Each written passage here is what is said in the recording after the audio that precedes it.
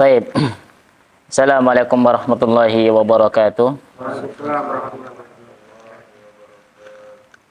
Alhamdulillahilladzi arsala rasulahu bil huda wa dinil haqqi liyuzhirahu 'alad dini kullih wa kafa billahi syahida.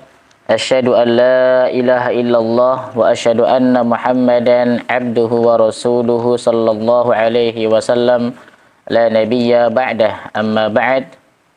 Nah, alhamdulillah pada malam hari ini kita masih diberikan kenikmatan sehat dan juga masih bisa melaksanakan kewajiban kita sebagai muslim, sebagai mukmin, yaitu melaksanakan salat maghrib dengan berjamaah. Ini adalah karunia serta nikmat yang besar di mana kita masih diberikan hidayah taufik, masih bisa berada di dalam ketaatan kepada Allah Subhanahu wa taala, dan ini wajib kita syukuri karena banyak di antara kaum muslimin yang sekarang kalau kita bisa lihat masjid mewah, megah, berbondong-bondong membangunnya, tetapi sedikit di antara kaum muslimin yang mau memakmurkannya, mau melaksanakan ibadah-ibadah di dalam masjid tersebut dan meramaikannya dalam hal-hal yang ma'ruf. Dan kita bersama bahwa orang berbondong-bondong membuat masjid dan mewah, kemudian sedikit di antara mereka yang mau memakmurkannya, maka ini min alamati sa'ah, di antara tanda-tanda hari kiamat. Dan tentu kita berharap di Masjid As-Sohwa ini kita sudah diberikan fasilitas masjid, alhamdulillah, sehingga di samping rutinitas kita yang hariannya bekerja mencari ma'isyah, mencari penghidupan, kita masih bisa beribadah kepada Allah Ta'ala pada waktunya, plus dilanjut lagi dengan ta'lim, kajian, dan seterusnya. Ini adalah nikmat besar, nikmat yang sangat besar, karena banyak perusahaan atau lembaga tempat orang bekerja yang tidak mempedulikan masalah ibadah. Padahal keberkahan yang Allah Ta'ala turunkan itu adalah terkait masalah keimanan. Keberkahan di bumi, serta di kampung, atau mungkin tempat kita kerja, itu adalah seberapa keimanan kita kepada Allah Ta'ala. Dan sudah jelas itu. Walau anna ahlal qura amanu wattaqwa la fatahna alaihim barakatun minas sama'i wal ard. Jika seandainya suatu kampung, suatu kaum, mereka beriman dan bertakwa kepada Allah Ta'ala, maka la fatahna alaihim barakat, niscaya kami akan bukakan pintu-pintu keberkahan, ya, dari langit dan dari bumi. Maka di komplek kita ini, komplek Onsek ini, di ruang lingkup yang kecil, ya, di teman-teman masih bisa melaksanakan ketaatan, beriman, dan merealisasikan iman tersebut. Inilah nikmat yang besar yang harus kita syukuri. Nah, selanjutnya kita akan melanjutkan taklim atau kajian yang lalu, yaitu masalah fikih.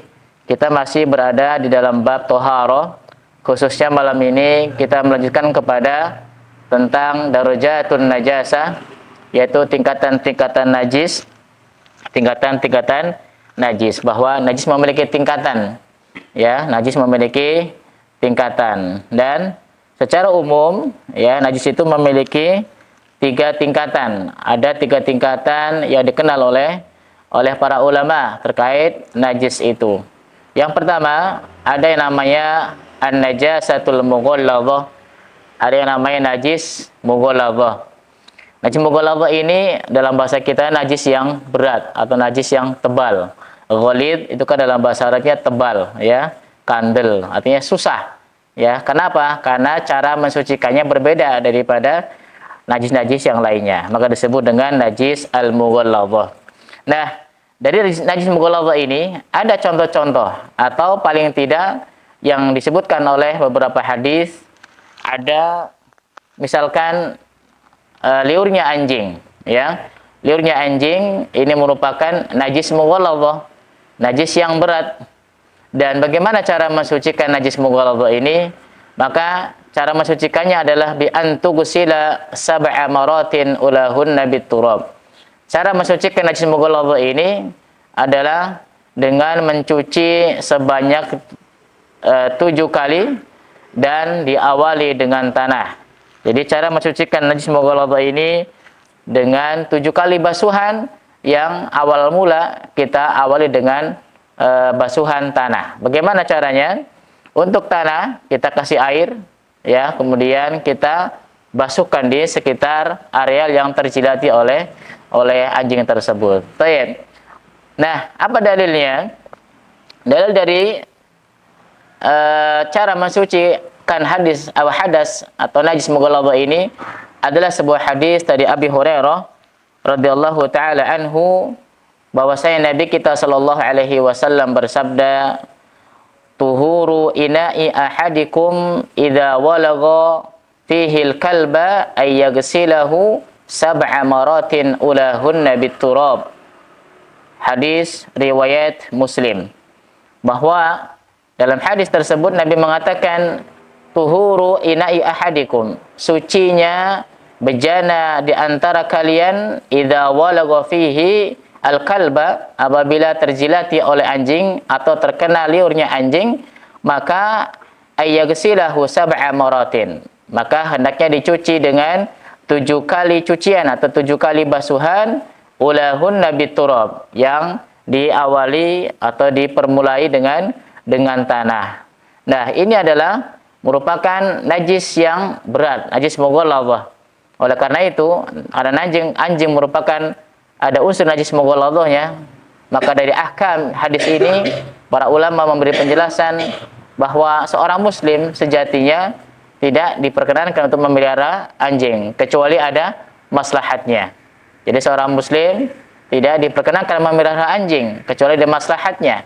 Ya, oleh karena itu dalam rumah kita sebagai seorang muslim tidak diperkenankan untuk memelihara anjing. Ya, misalkan di rumah kita pelihara anjing atau di dalam pagar rumah kita masih ada anjingnya di sana, maka tidak dibenarkan. Atau bahkan sebagian juga di antara kaum muslimin tidak sedikit, ya, rumahnya bahkan masuk kamar mereka punya anjing di kamar-kamar mereka. Dan ini menjadikan apa?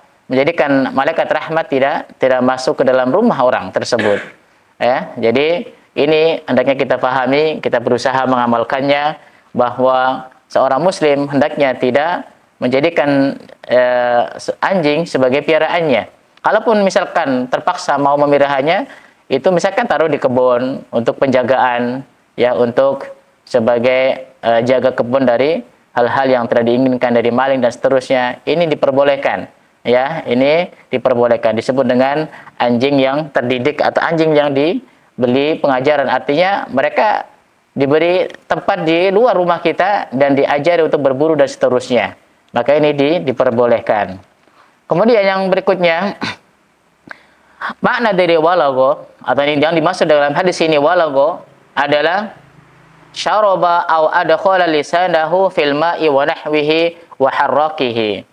Jadi yang dimaksud dengan walagha yaitu anjing, liar anjing di sini adalah anjing tersebut minum atau memasukkan lidahnya ke dalam air atau semisalnya lalu menggerak-gerakannya.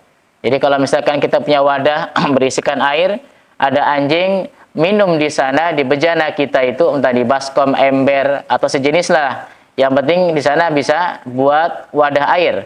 Lalu anjing masuk atau menjilat di dalam bejana tersebut yang ada airnya dan menggerak-gerakannya, ya, maka itulah yang disebut dengan walagha. Itu saja sudah menjadikan hal tersebut najis, apalagi dengan menjilat kita, ya. Jadi menjilat kita pun itu tentu najis juga. Oleh karenanya kita berhati-hati ketika sedang dekat dengan anjing. Bukan berarti kita anti anjing, tidak anti hewan atau anti makhluk Allah Ta'ala, tidak, ya, karena ini merupakan hewan yang mengandung atau memiliki unsur najis mughalladhah. Hendaknya seorang muslim tidak memeliharanya kecuali untuk hal-hal yang sifatnya darurat, ada maslahat untuk misalkan penjagaan kebun, penjagaan hutannya misalkan, dan seterusnya. Tidak taruh di dalam rumah atau di dalam ruang lingkup dalam pagar rumah, ini tidak diperkenankan karena menghalangi masuknya malaikat rahmat kepada rumah kita. Baik, itu yang pertama terkait masalah najis mughalladhah. Jadi tingkatan yang pertama dari najis tersebut adalah najis yang tebal atau najis yang susah dihilangkan, ya. Bayangkan kita harus 7 kali mencucinya dan diawali dengan tanah. Tentu ini tidak mudah. Berbeda dengan najis yang lainnya, ya. Baik. Jadi insyaallah bisa difahami ya untuk masalah najis mughalladhah ini. Jadi contohnya adalah najis dari jilatan atau liur anjing. Baik. Kemudian tingkatan yang kedua, dari najis tersebut ada yang nama najis al-mukhaffafah. Ada yang nama najis al-mukhaffafah. Itu najis yang ringan. Ya, jadi jenis najis yang kedua atau tingkatan najis yang kedua adalah najis mukhaffafah. Itu najis yang ringan. Sebagai contoh dari najis mukhaffafah ini adalah baulus sabiyyir radhi'i idza asaba thawba wa nahwi. Jadi contoh dari najis mukhaffafah ini adalah kencing bayi laki-laki yang masih menyusu. As-sabiyyu ar-radhi'u ini adalah bayi laki-laki, ya, bayi laki-laki yang masih menyusu idza asaba thawba wa nahwi, ketika mengenai pakaian kita. Jadi ingat catatannya adalah bayi laki-laki, Mas, ya. Kalau bayi perempuan, maka para ulama menganjurkan cara mensucikannya sama sebagaimana najis mutawassithah atau najis orang dewasa atau pipis orang dewasa. Jadi ini khusus untuk anak bayi yang masih menyusu dan belum suka atau belum memakan makanannya orang-orang dewasa. Atau disebutkan di dalam kitab Taisirul Fiqh bahwasanya yang dimaksud dengan kencing bayi di sini adalah bayi yang belum dengan sukarela untuk memakan makanan dewasa. Ya, jadi dimaksud dengan bayi laki-laki yang masih menyusui ini adalah bayi yang belum dengan sendirinya makan makanan orang dewasa. Ya, artinya misalkan masih usia 1 tahun atau sebelum itu. Ya, misalkan sebagian di kampung itu kan ada orang memaksakan bayi-bayi makan makanan berat. Ya, misalkan pisang atau mungkin nasi.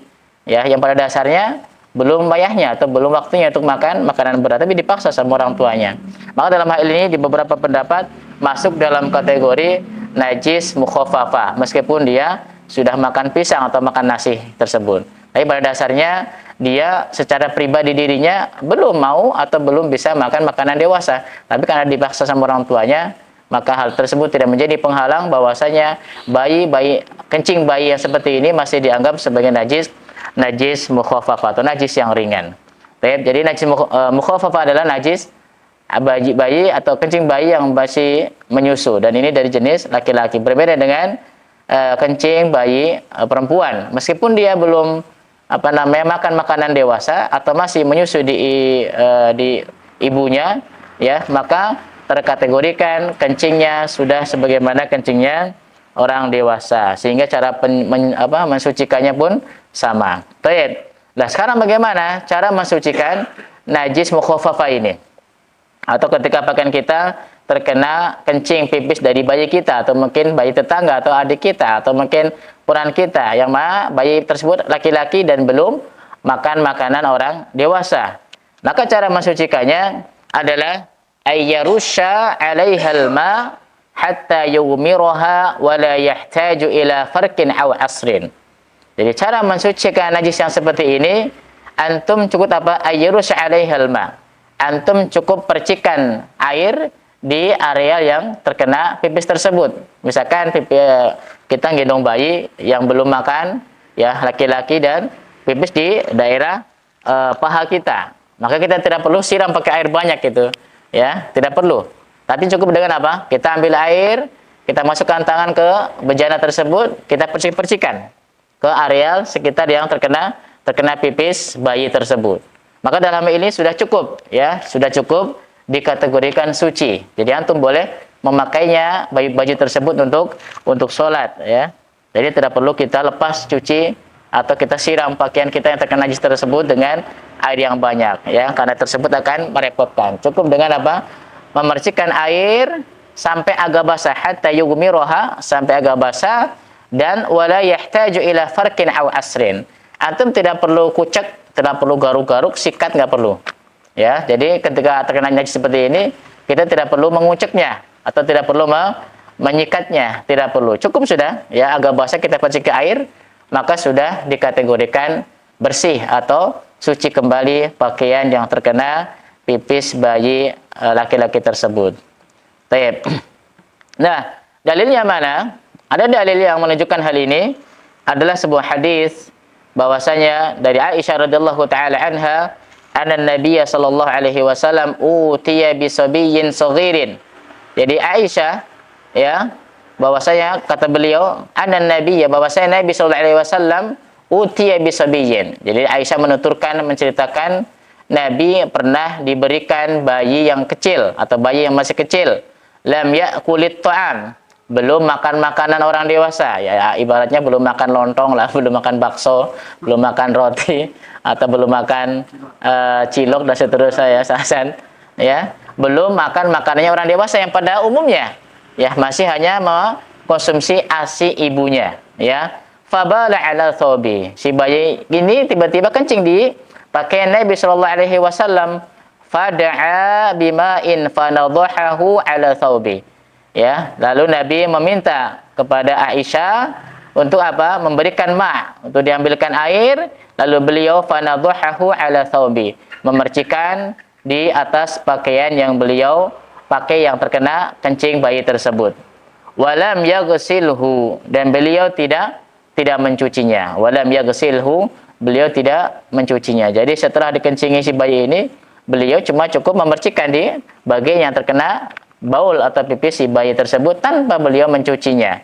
Wa hadzal hukmi khasun bi baulir radhi'i adz-dzukuri dunal untha. Nah, sebagaimana tadi sudah saya katakan bahwa ini kencing khusus bagi bayi laki-laki yang masih menyusu, dunal untha, selain bayi perempuan. Nah, baik, jadi terkait masalah hadis mukhaffafah ini insyaallah sudah jelas ya. Najasah mukhaffafah ini sudah jelas. Jadi najis yang kedua tingkatannya adalah najis yang ringan. Contohnya tadi bayi atau kencing bayi yang masih menyusu di ibunya lalu pipis di pakaian kita, maka tidak perlu risau. Antum tidak perlu usah untuk menggosok atau menyiramnya atau melepasnya, dimasukin mesin cuci lagi, tidak perlu. Ya, cukup dengan dipercikan di sekitar area yang terkena pipis tersebut sampai agak basah, maka tersebut sudah menjadi suci pakaian dan bisa dipakai untuk sholat kita. Nah, itu yang kedua ya, derajat atau tingkatan najis yang kedua. Kemudian yang ketiga ada namanya najasa al-mutawassithah. Jadi ada najis al-mutawassithah. Nanti saya tarkhis ya, ringkas biar mudah. Jadi yang ketiga adalah najis mutawassithah, najis yang sifatnya sedang, yaitu antara mukhaffafah dan mughalladhah, ya. Najis yang sifatnya sedang, ya. Dan najis ini dikatakan bahwa ini termasuk najis yang terbanyak di bumi ini. Jadi najis mutawassithah ini adalah najis yang terbanyak yang ada di muka bumi ini. Baik, apa contohnya? Yaitu pipisnya anak Adam yang sudah dewasa, ya, pipis anak Adam yang sudah dewasa, wa ghaitihi, dan juga kotorannya atau BAB-nya. Jadi baulnya anak orang dewasa, kemudian kotorannya, ini termasuk dari contoh-contoh najis al-mutawassithah, najis yang sedang. Baik, wa ghalibin najasat, dan ini termasuk najis yang paling banyak yang ada di bumi ini. Karena apa? Jumlah manusia sangat banyak, ya, populasi manusia sangat banyak, otomatis secara kalkulasi pasti juga sudah banyak najisnya. Banyak, karena setiap pagi berapa itu? Setiap pagi sudah banyak sekali. Oleh karena tidak salah kalau katakan wa hadhihi ghalibu an-najasa, termasuk najis terbanyak. Baik. Nah, yang penting adalah bagaimana cara mensucikan najis ini. Karena ini masalah bab atau haro, kaitannya erat dengan bagaimana nanti ketika mau sholat, jangan sampai yang terjadi apa? Kita pipis sembarangan, ya, kita BAB sembarangan. Ini sering kita dapati, mohon maaf, tidak sedikit di antara umat Islam ini yang sembarangan di dalam menunaikan hajat mereka, ya. Bisa di jalanan, kadang di terminal, itu banyak itu, ya. Kita akui atau tidak, banyak sekali. Bahkan kemarin tanpa sengaja pas ada acara harla itu, saya pulang dari pondok, pulang itu di siang hari padahal itu ya supirnya ternyata mojok itu. Saya kira ngapain itu? Ternyata buang solarnya itu. Nah, ini tentu terlarang. Tentu terlarang. Bahkan ini merupakan min aktsari asbabi apa? Adabil qabr. Ya, jadi pipis sembarangan, tidak cebok, ini merupakan sebab terbanyak azab kubur yang dialaminya. Karena satu hari Nabi pernah lewat dengan para sahabatnya, lalu beliau berhenti dan dan mengambil atau menyuruh salah seorang sahabatnya untuk mengambil pelepah kurma yang masih basah. Beliau potong jadi dua, lalu menancapkan di dua kubur tersebut. Lalu beliau mengatakan apa? Innahu la yu'adzabani. Dua ahli kubur ini sedang disiksa. Jadi kita meyakini bahwasanya ada siksa kubur. Ada nikmat kubur juga. Jadi ada siksa kubur, ada nikmat kubur. Jadi beliau menancapkan kedua pelepah yang masih basah tersebut dan mengatakan innahu la yu'adzabani. Kedua ahli kubur ini sedang diadab atau sedang disiksa di alam kuburnya. Dan beliau ini yang membuat kita ulus dada, ya. Sebab-sebabnya banyak terjadi di kalangan umat Islam saat ini. Wa ma yu'adzabani fil kabir. Keduanya tersebut tidak disiksa oleh karena hal sebab yang besar. Bukan hal kesyirikan, bukan hal mencuri, bukan hal yang ibaratnya dosa besar lah. Jadi sebab keduanya disiksa bukan pada perkara dosa besar. Beliau mengatakan wa amma ahaduhuma. Adapun salah satu di antara penghuni kubur ini yang disiksa, yang diadab adalah la yastatiru minal bauli. Ya, dia tidak cebok atau tidak bersih di dalam beristinja. Ketika cebok tidak bersih dia. Ya mungkin cuma diselentik aja. Ya bisa jadi itu. Ya, supir. Ini mohon maaf ini supir bis, supir truk atau siapa sajalah, ya. Kalau kepepet udah ke pojok langsung tur aja. Ini berbahaya. Berbahaya. Maka kita perlu mempelajari ada qada'il hajah. Ya, hal sepele tapi dampaknya sangat luar biasa sekali. Bisa menjadi adab bumerang bagi kita di alam kubur. Belum saja kita ke alam akhirat, ya baru di alam kubur sudah dapat adab. Na'udzubillahi min dzalik. Ternyata sebabnya bukan hal yang besar, bukan menyekutukan Allah, bukan menjadikan tandingan bagi Allah Ta'ala, bukan menyembah kubur, bukan meminta kepada pohon dan seterusnya, bukan ke dukun, tetapi apa? La yastatiru minal bauli, karena tidak bersih dalam bercebok, ya, tidak bersih dalam bercebok saat buang hajat, ya, baik itu mungkin BAB ataupun kecil, ya, ini menjadi sebab, ya, bahwasanya terkena adab kubur. Yang kedua adalah apa? Kemudian wa kana ahaduhuma kana yamshu bin namimah. Yang satunya lagi karena apa? Karena selama hidupnya biasa itu ngadu domba. Ya, sering ngadu domba. Si fulan kemarin ngomong begini kepada antum. Datang saya lagi, kemarin kayaknya ente dikatain gemuk. Makan sedikit tapi gemuk katanya. Ente bilang lagi sebelahnya lagi, ente makan banyak tapi tidak buang air terus gitu. Makan banyak tapi nggak pernah buang air. Ini akhirnya apa? Keduanya saling marah. Ini namanya namimah. Atau mungkin skala lebih besar. Ya mungkin secara teman sama kita mungkin di komplek onsek ini mungkin bisa jadi ada seperti itu. Kalau untuk bercanda dalam arti jangan sampai hal tersebut menjadi permusuhan, ya, maka dalam bercanda pun di dalam mizah itu ada batasan-batasannya. Di antaranya adalah tidak berbohong di dalam bercanda, ya. Karena sebetulnya bercanda itu juga ada aturannya di dalam syar'i. Jadi namimah ini berbahaya, juga menjadi faktor terjadinya siksa kubur. Jadi la yastatiru minal baul wa kana yamshu bin namimah, ya.